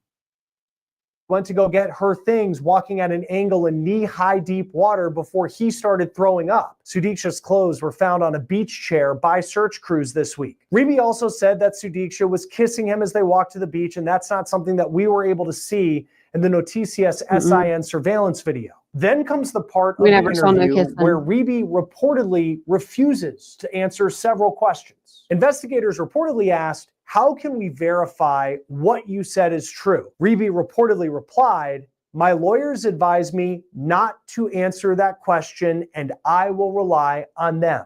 Rebbie reportedly used that response to several more questions in this interview with law enforcement. The questions included, quote, "What do you think about the disappearance? Did you know the young woman? Do you remember if the young woman made any gestures or screamed while in the sea? Did you report to authorities or the hotel what happened with you and the girl on the beach? Did you tell your friend what happened with you and the girl on the beach?" All which the report says he answered, quote, "My lawyers advise me not to answer that question, and I will rely on them." The report said investigators told Rebbie that he did have a right not to answer questions. He also said he didn't remember how long they were on the beach for because he didn't have his phone or how long they were in the water. Rebbie said he was sleeping in his room when his friend asked if he had seen Sudiksha, and he said he hadn't and thought she had gone back to her room. It's important to note, once again, that Josh Rebbie is not a suspect, and this is not a criminal investigation. And it does appear that he has been cooperative in the more than a week since Sudiksha went missing. At the time of this recording, it appears he is still in the Dominican Republic. And we've seen video like this from Noticias SIN showing Rebbie with investigators. And there are pictures of him speaking with police on the beach. Interpol, the international police agency, just issued a yellow notice for Sudika Konanki, which is a global alert that they put out for missing persons cases. Well, ABC News earlier this week put out a report saying that Dominican authorities believe that Sudika Konanki drowned in the ocean. Authorities have also said that they are not ruling out any possibility.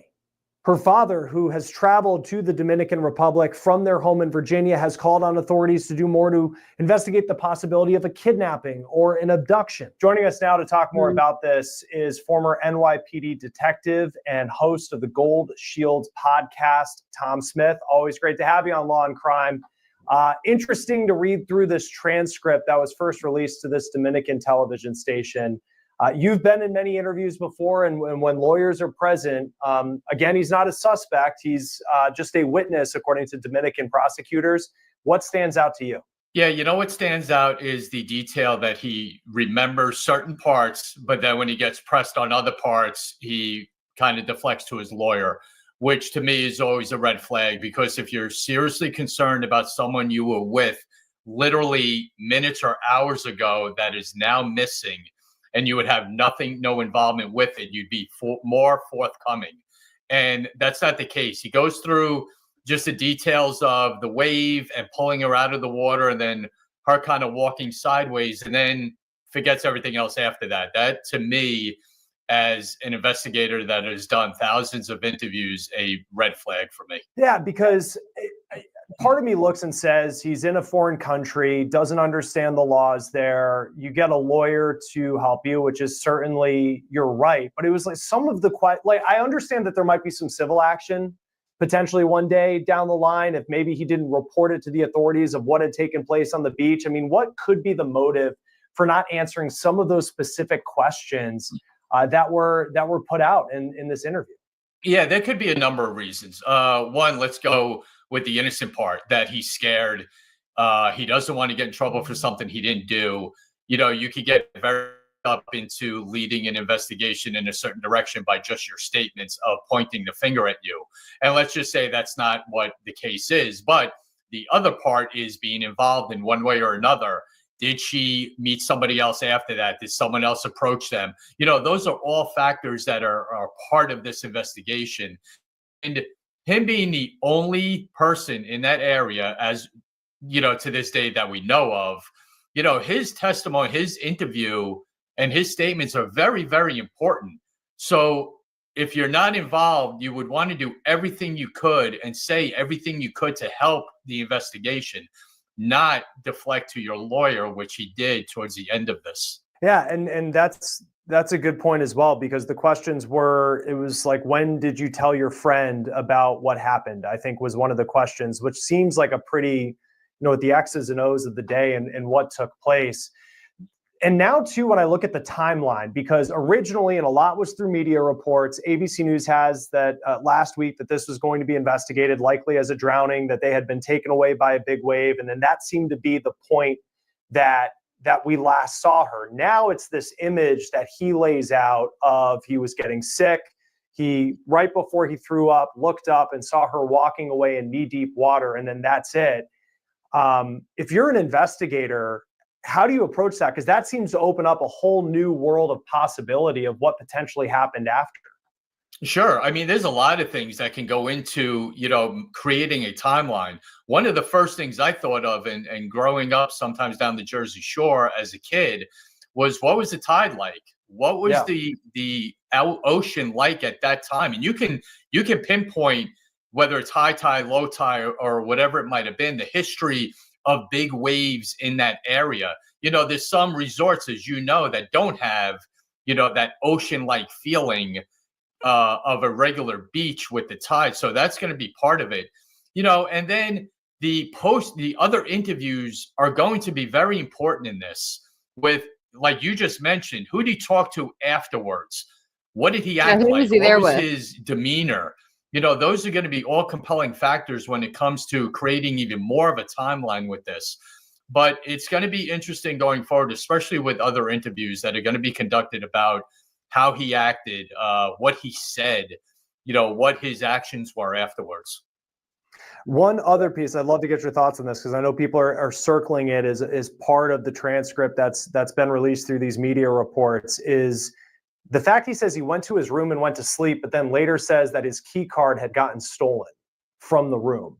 Like, that to me is like something there needs to be more clarification. And again, this is a missing persons case, but just as a story's being laid out, how do you get into your room if you don't have your key card? And then he doesn't mention like going to a hotel lobby like everybody has in the past when you lose your room key.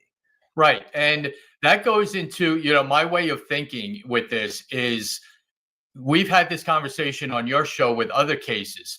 When crimes are committed, not saying he is, but just generally, when situations occur and crimes are committed, to give your initial alibi of what happened sometimes is very easy. You come up with a story, you stick to it. There's no one else around, so there's no one to dispute it. But then when you start getting questioned about actions that take place afterwards, you're not prepared for those questions. And that's when people get tied up with their statements of what happened after events, when they start to get questioned, because people can't anticipate detectives questioning or investigators questions, when they're kind of thinking of their alibi. And that might be the case here. And that's why follow-up interviews are going to be very, very important with this. Even if his lawyer's there, having to lay out what you think you have, and maybe some additional evidence that you can throw at him to see how he reacts to it. I also wonder too, because he talks about that she went to go get her things and she was in knee-high water, but then her clothes were found on the beach. That to me is just something that's I found that surprising. I mean, you're the former detective. I'm just kind of like sitting back and like reading this, and it's like, that's interesting because they found this piece of clothing. And then I also think of he goes and falls asleep on the beach, where that was it sounded like a pretty traumatic event that he had gone through, having to drag her out of the water. I mean, it sounds like it was a near death experience. And then it's kind of like, well, I'm just going to fall asleep on the beach and then go inside. You're absolutely right. And that's what I mean by putting actions, into words, and theories into what you're hearing from a witness or someone that might have been involved in something. Think about, my view of it is, he is so key on the particulars of her being out of the water. That is a key part in all his statements. We got out of the water. She was walking in the water. She went to get her things. So his initial thought is, I have to make it, she's got to be out of the water, so I can assume she's okay, so I can go do what I want. And that might not be the case with this. And that's why, follow-ups and timelines and other people's accounts of how he was afterwards. We don't know if all that is true, that he went back to his room and all that. And other people's accounts of when they saw him and what's going to be said afterwards are going to be a key part in this investigation. This is a difficult one. I wonder who he was there with. Like, if he was there with friends from his college, because he went to another college. I wonder if that's, like, if he was there with them. I'm sure he wasn't there alone. So, yeah, I would like to know what he was acting like when he came back. It's really tough because... And I'd also like to know if he didn't know anything about her, like if he thought she was safe, right, and cool, why didn't he call her the next day? You know what I mean? Like, hey, do you want to hang out? I mean, because it looked like they had a fun night the night before. So, or why wouldn't he just call at least to check on her? Because of just two people or text being her even in a secluded place by themselves, and one of them's missing, and one of them gets to tell a story. I think, too, he's still in the Dominican Republic. So he's been cooperative to the point that he hasn't gone home, which, I think there would be a concern of how that would look if he was to leave the country. But, I mean, at this point, given the statements he's given, if you're the Dominican authorities, and I know this might be more Dominican law, I mean, would he theoretically be free to go home? I mean, I'm sure at this point it's been more than a week since you went missing. Like, his spring break would have been done by now. Yeah, I would think so. Not knowing Dominican law, but I would think so because, person of interest doesn't mean suspect. It just means that person has an interest in the investigation because he was the last one seen with her. And that's a big distinction between suspect and just person of interest. So if it's still at that level, I don't see any reason why he wouldn't be free to go, on his own. What are your thoughts on the Loudoun County, Virginia sheriff being the one to put out person of interest? I know they've sent deputies to help, and she's from the Washington, D.C. area. Because I think on one hand, while there's a lot of questions about his timeline and his story that he's been laying out, at the same time, it's a missing persons case. The Dominican authorities who were there are calling him a witness. Loudoun but then County. You have the sheriff that puts out person of interest and clarified it wasn't a suspect. But I just feel like when you say person of interest, suddenly everybody's, your ears perk up and you start wondering if there's more going on here. Absolutely right. And you got to be really careful with that, and that may have been a slip up or whatever it might have been. But when you start labeling people that are part of an investigation, you have to be very careful of what you're saying and how you're titling them. We've seen many times that backfires. Sometimes it plays out and it goes in another direction, but a lot of times it backfires and you end up, facing a lawsuit or something like that. So anyone on any law enforcement level is always very careful on how you're labeling witnesses or people of interest or suspects. Where does this investigation go from here? He's not a suspect. He's considered a witness, maybe gave some inconsistent statements, and maybe he's just a bad witness. They were drinking that night. He doesn't remember things, and he's trying to piece together what happened. And if that's the case, and your authorities, you have this missing girl, and the last thing was seen was her just kind of walking off into the darkness, what do you do? Yeah, it's going to be interesting to see if the FBI gets involved or any role they may have in this, because it is a U.S. citizen missing in another country. So they do have the authority to at least look into it or start a preliminary investigation and be part of the information sharing that's going on there to see if they can have any role in that. And if they do, what is that going to be? Are they going to start interviewing people or re-interviewing people, visit the area and things like that? So it's going to be interesting to see how this progresses and if they do have an interest or a role in this going forward. In your experience with the NYPD, have you been part of international investigations like this? I mean, I know there's a huge, many different Caribbean nations in New York City have populations where you worked. Well, when I was in the Joint Terrorism Task Force, I ran a lot of investigations overseas with other governments and other security agencies. And for the most part, I can say we got along very well and the information sharing was always good. And I don't see any reason this wouldn't be as well. is sometimes they're guarded in what they say, and it takes a little longer to get information from certain countries, sure, because they have to, keep their interests in mind as well with tourism and not putting out that there's a big problem when it comes to things like this. So I understand that part, but for my experience working overseas in other countries, I've always had a good experience with security agencies or other governments sharing information.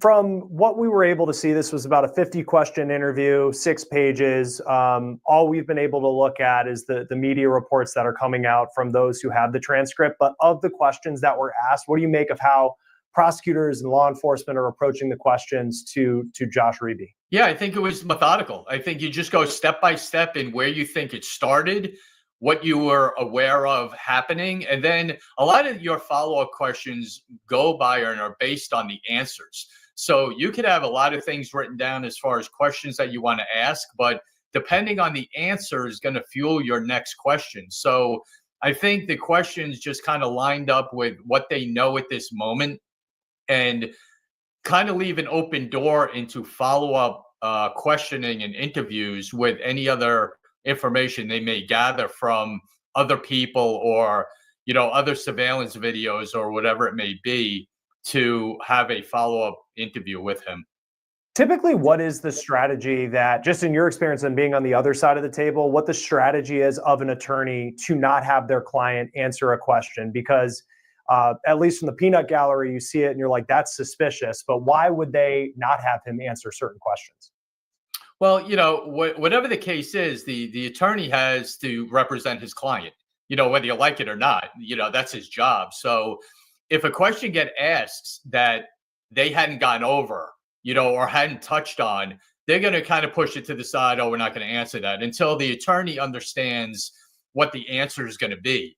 Most of the time, a lot of those answers, the attorney already knew what he was going to say. So if you get a question that you aren't prepared for, you're not going to have your client answer it until you speak to them and get the answer yourself before he starts talking to investigators. That's pretty common. How long could this investigation go? I mean, as far as the attention, the FBI being involved, U.S. authorities being involved, searching a beach, looking, if she is not found, whether it's her washing ashore or maybe she's still alive and something happened that would explain everything that we have going on. But if we're still kind of in this place where we don't know where she is, there's not a lot of evidence that's coming out. The person of interest appears to, maybe he's just a bad witness, doesn't remember what happened after she left.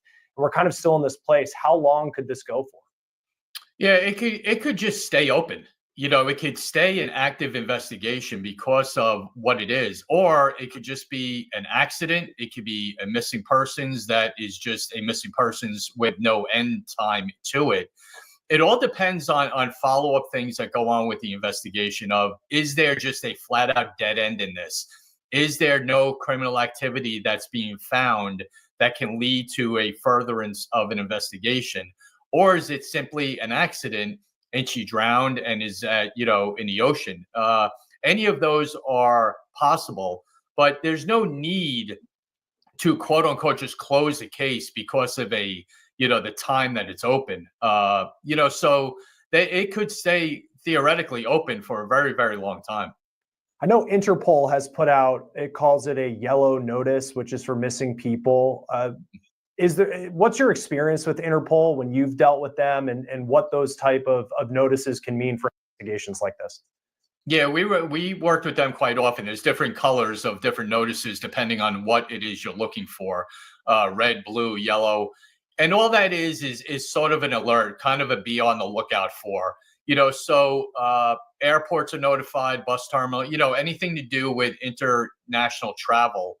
And the information about this girl will be out there. Her picture, her description, where she was last seen, all things like that. And it's kind of an Amber Alert, sort of on an international level. Yeah, we'll see what happens. It's been more than a week. Certainly hope that there can be, in some ways, closure for the family, or maybe some grand explanation for all of this will come to light. But it's getting a lot of attention. Former NYPD Detective Tom Smith, thanks for joining us. We appreciate it. Always a pleasure, Chris. Thank you. We reached out to Josh Reeby's lawyer in the Dominican Republic for comment, and at the time of this recording, we have not heard back. Okay. Where the heck is Jesse Weber? Let's go look that up real quick. Is Jesse Weber not on Law and Crime?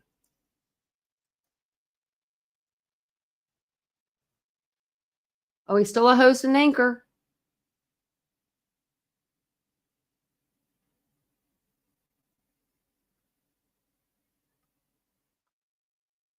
I don't know. It's weird because he hasn't like been on there.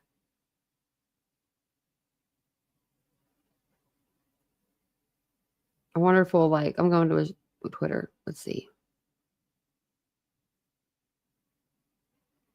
Okay.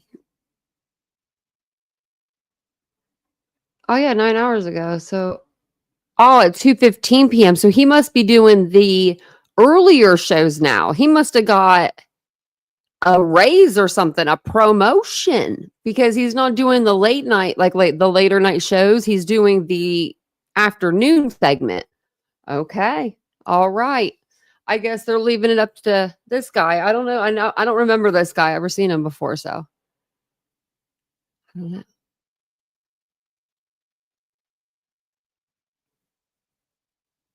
Oh, good night, Ivy. 1 minute. 1 minute commute. I love that. There was only one person so far. I was talking about Maura Murray earlier, but they're saying that they arrested somebody. And his fingerprint was on her CD in the backseat of her car. So we might have to go over that after I figure out what's really going on. Because I've only seen like 1 or 2 people talk about it. So I want to make sure it's like legit. You know what I mean? Before I bring it over here. But yeah.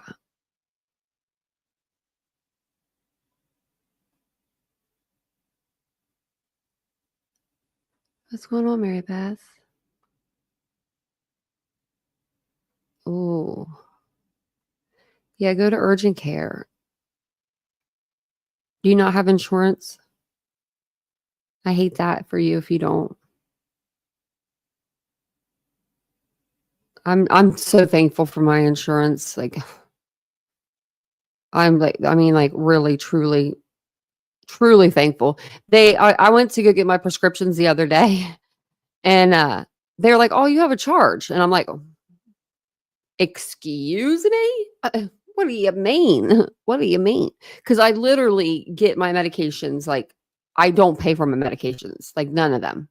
And well, I do now. I pay for a zinc vitamin. It's only $6, not a big deal at all, but it's just, we laughed because I've been going to this pharmacy for years and, I never have a charge like ever. And I was like, $6 for some zinc. I was like, I'm about to go check the aisles and see if it's cheaper in the aisleway. Hey, AJ, welcome in. We just actually finished up. We were just talking, chit-chatting. My pharmacy will help me, Fixstar. They're like, they love me. They have no choice but to love me. There's a guy that works there, and I think he wanted to like not love me. He was like really sassy with me all the time. And then I don't know what I did, but he just stopped being sassy one day, and he's just been super sweet to me now. Like every time I go there, if there's a prescription that like needs filled and I don't realize it, like he'll be like, "Oh, give me 5 minutes. I'll fill it for you right now." Like they're very nice where I go.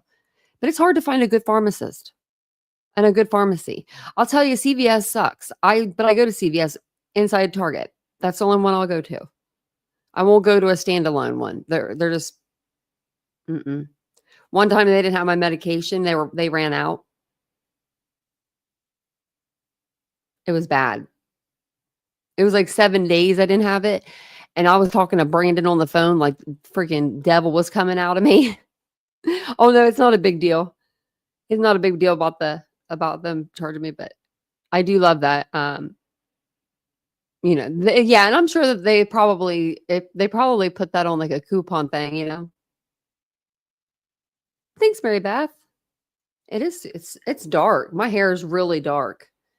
I didn't realize how dark my hair was until I got extensions and they were like color matching me. And they're like going through, and I'm like thinking I'm a medium brown, and they're like going to darker, black. Like I was almost to like black hair. Like I was like, dang, my hair is dark. It's darker on the top than it is on the bottom. So thank you, Vixar. I told Vincent today, I was like, I love my hair. I was like, I don't ever want to go without it.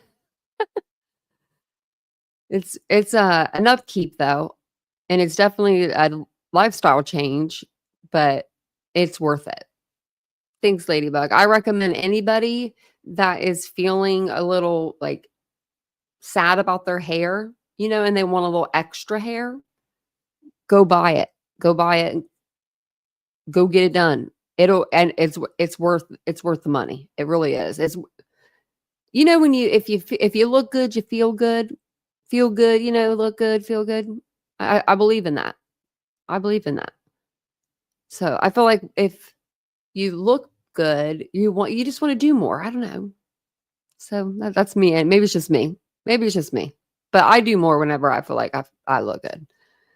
Even Vincent came home today and he was like, wow, look at you. Like, he's like, are you going somewhere? I'm like, no, I really don't need to go anywhere. I was like, I just decided to get dressed a little earlier than usual today. They're sewing. It wasn't painful at all. No. So what they do is they put these little clips in your hair and then they sew like through the clips. But yeah, it didn't hurt at all. You have to redo them. Yeah. So not these ones as much. So these ones, you don't have to you don't have to get new hair. Some of them you do get a whole new thing of new hair. This one you don't. If you take good care of your hair, it'll last a lot. Like it'll last longer, which I've been taking really good care of it. You have to go back every 6 weeks though, which this is like painful on the wallet because you have to go back and it's expensive. Like I want to say like $300 or $400. Like, and then they pull everything back up. I'll have to let you guys know on that number because she might do it a lot. She might do it cheaper than that. It might be a lot cheaper than that. But they just pull it up. Like, they take the clips and they just like, I don't know, they pull it up somehow and they just tighten everything again. And then it, they probably cut the ends a little bit or something. But I was going to ask my sister-in-law if she would maybe, do it for me because she knows how to do extensions and she's a beautician. And I didn't want to go down there to get my extensions done because she was telling me to order the hair and I didn't know what I was doing. So I was like, I'll just go somewhere and have it done, but I think she could do this for me,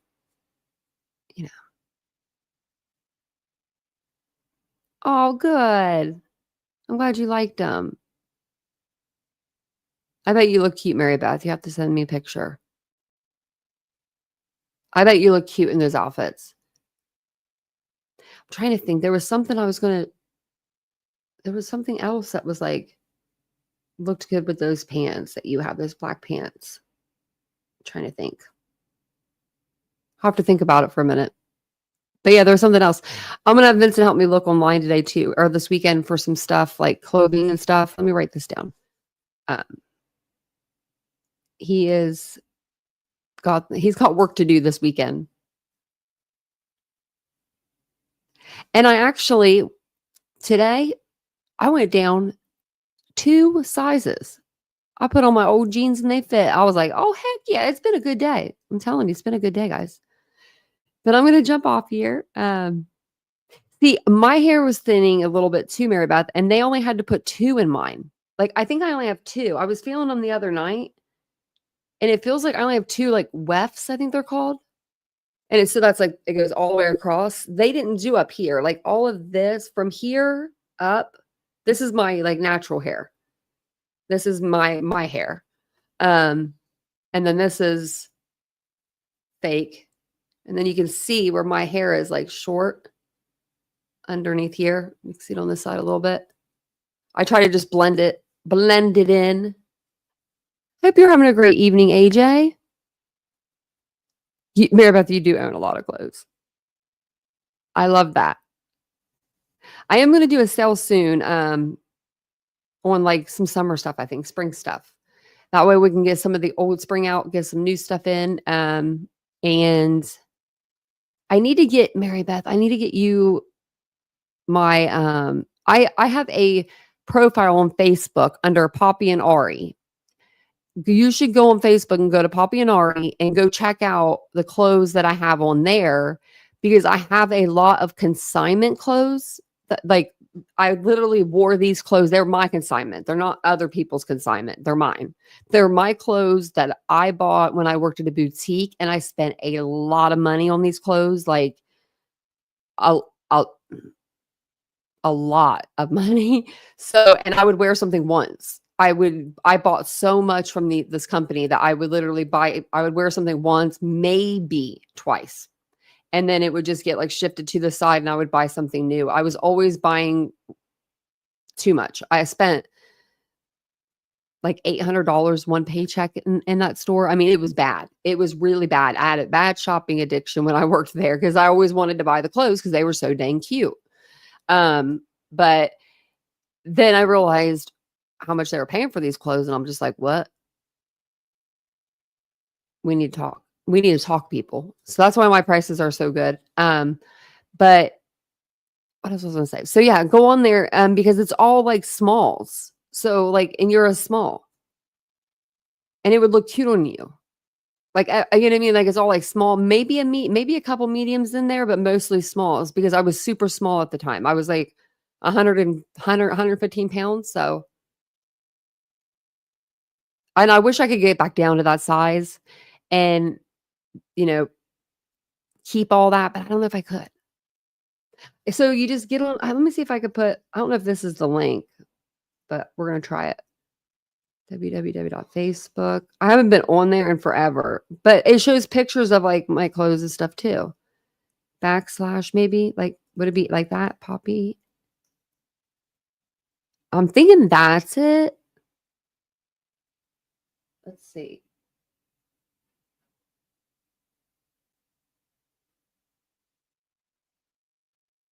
Oh, it's making me sign in, but yeah, it looks like it's it. Yeah, that's it. Look at me. I completely forgot about how to do that. Look at me go. But yeah, that's so if you guys, if anyone's a small and you want, like, I mean, it's literally consignment. So the prices are really good. And like I said, everything, like I steam out everything. So, you know, all that stuff.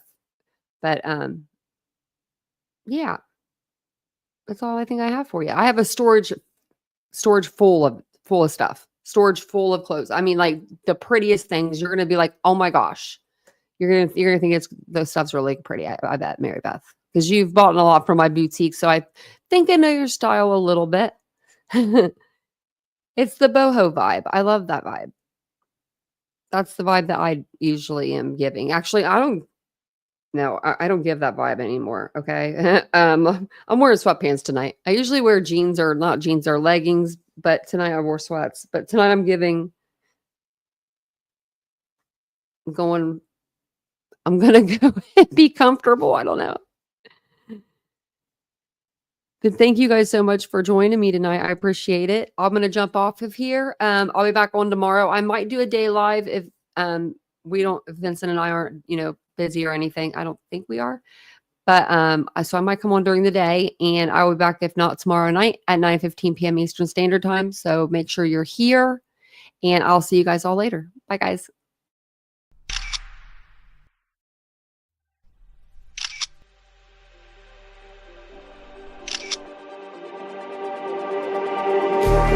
Just like the street lights lit this town, like a fire in a blaze, gotta burn.